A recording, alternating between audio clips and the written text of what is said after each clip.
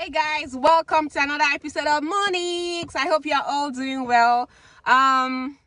It's almost Christmas. I'm always excited when it's Christmas time. So guys, I'm wishing you all a Merry Christmas and a Happy New Year in advance. I pray the new year brings with it a lot of positivity, a lot of good vibes, a lot of good things, a lot of testimonies, a lot of miracles for you all. So guys, today it's story time, and this story I'm about to share is something very personal, very private to me, but I've decided to share because I've decided to let go. Yes, after so many years, I've decided to let go. So it's about my first ghosting experience. I hope it's gonna be the first and the last though from someone to me, but I mean, I don't know if I'm going to ghost some people or a lot of people, but ghosting experience from someone to me. This is the first ever. But before I start sharing the story with you guys, I need to say thank you to everyone who has subscribed to my channel. We are still, I mean, the numbers are not really encouraging, but I don't care. My major purpose for starting this channel is to teach people one or two things about life lessons. Even if sometimes I try to make you all laugh, I tell you funny stories, but I feel like it's important for me to share the knowledge and idea that I have about life issues, about things, about life in general with people. And I hope that people are picking lessons, people are picking ideas, people are learning from what I have to share. Yeah, so that's the major thing for me. So if you're yet to subscribe if you like it. If you like my channel, subscribe. And if you just want to keep watching. Thank you to every one of you. So now to the story. So my first ghosting experience with someone I really loved. I still love her, but it's okay. If she sees this video, fine, but if she doesn't, it's fine. But I know, whatever. Let's dive into the video. So I'll start with like a short story when we were in the university, because I met this person back in my university. So I'm this kind of person. I have said this like a million times. So if you haven't heard me say this, go back to watch some of my past videos, especially the ones that have to do with friendship. You know what I'm talking about. While I was an undergrad, I didn't have a lot of friends. I had a lot of acquaintances, a lot of classmates who would chit chat, you know. But there were just a few who I was very close to. There were very few who I was close to. So there's this young lady who I just liked from afar. I liked her from afar. And the reason why I liked her, guys, you know, is just because she's cute. Like, she's just cute. She's tiny. I don't want to, well, she's short, but she's very cute. She's dark skinned. She has a very long hair. She's just cute. She's just cute. So I liked her from a distance. We're wearing clothes, we're wearing like chit chat buddies. But once in a while, when we see, maybe in the classroom or on the way to lecture rooms, we just say, hey, hello, and that's it. But surprisingly, when we finished from school, we were posted to the same NYC location. No, not location. We were posted to the same state. So we were in the same, orientation camp. We were in the same orientation camp. So the people who I was really close to, there were two people that I was really close to back in undergraduate days. They were posted to different states. I think one was posted to Kwara State and the other was in Oyo State, so we couldn't be together anymore. But this young lady that I liked from afar was posted to the same state as I was, and we were in the same orientation camp. So when we got posted to our different primary place of assignments, we used to meet up at what's this place called? There's one place where we always, you know, meet, like everybody meets on, I think it's on a Thursday, everybody meets there. You come from your different primary place of assignment, and then we just meet, we gist, we talk about our NYC experience, we share ideas, we share, you know, we just share a lot of information, then everybody goes back home. So this young lady and I, we just got so close. We got so close that she would come to my house, I would go to her house. Sometimes she would sleep over at my place, sometimes I would sleep over at her own place. So we were really close. And what actually made me very close to her, and then I just made her a very close friend to me. I made her someone I could talk to. I made her someone I could share life issues with. I shared a lot of things with her, things about my family, things about my boyfriend, you know. I shared a lot of things with her. Like I made a space for her in my heart, like, which is so rare. Like, it's something I rarely do with classmates or with acquaintances or with people I just meet in general. Like, yeah.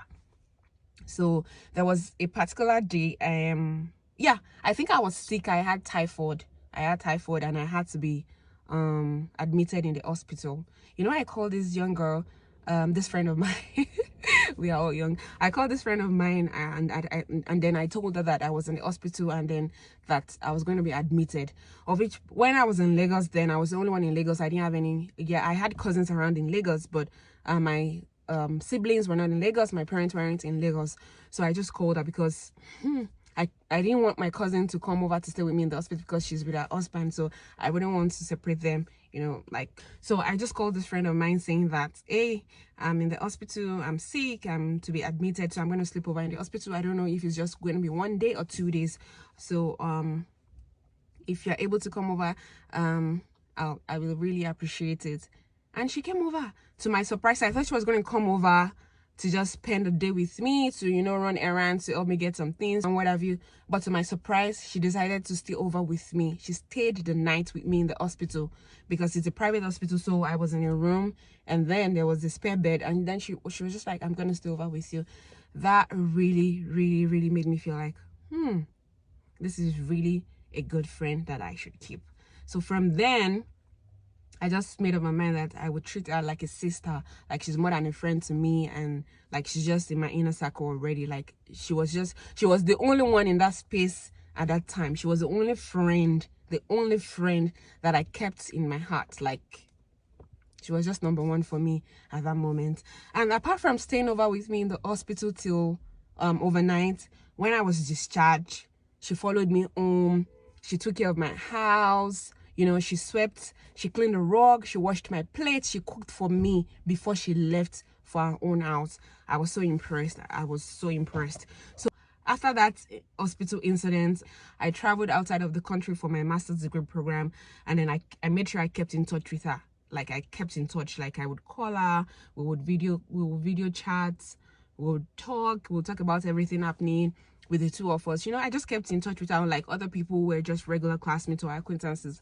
I didn't really follow up with most people, but this lady in particular, I kept in touch with her.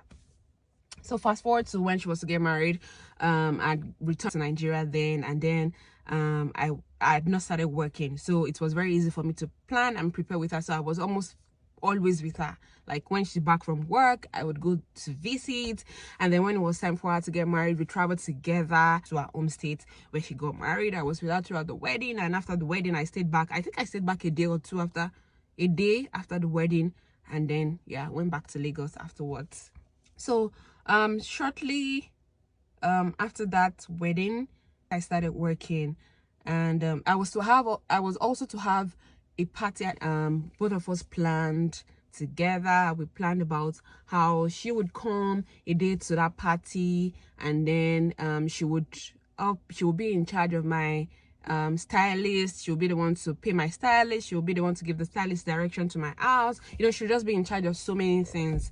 So that day came, no, a date to my party. I expected a call. She didn't call me. You know what? I called her. She did not return my call. I kept on calling.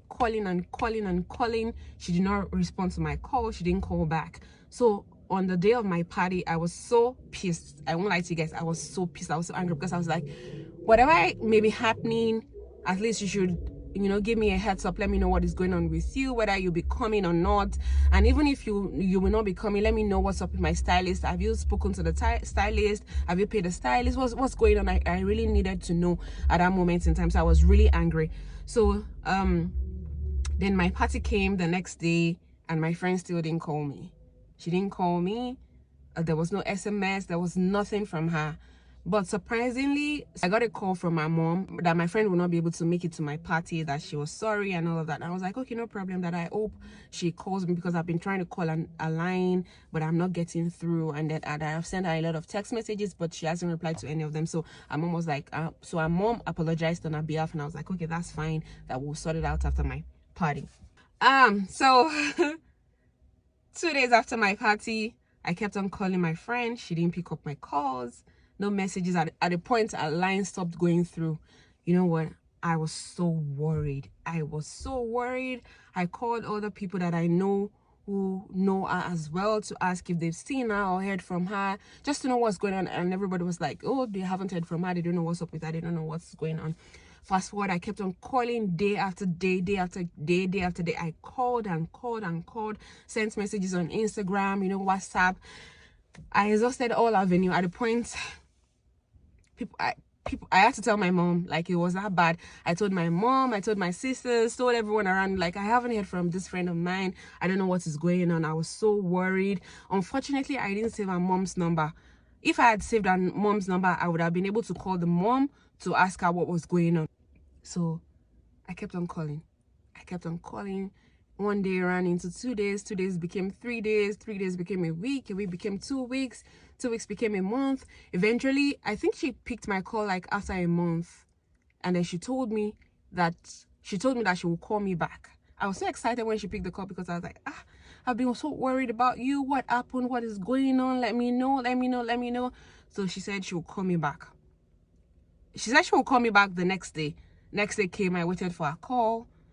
She didn't call me. I called a number, she did not pick my call. You know, that just went on and on and on.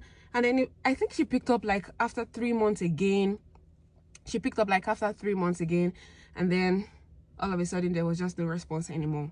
I was worried. I was worried. I felt bad.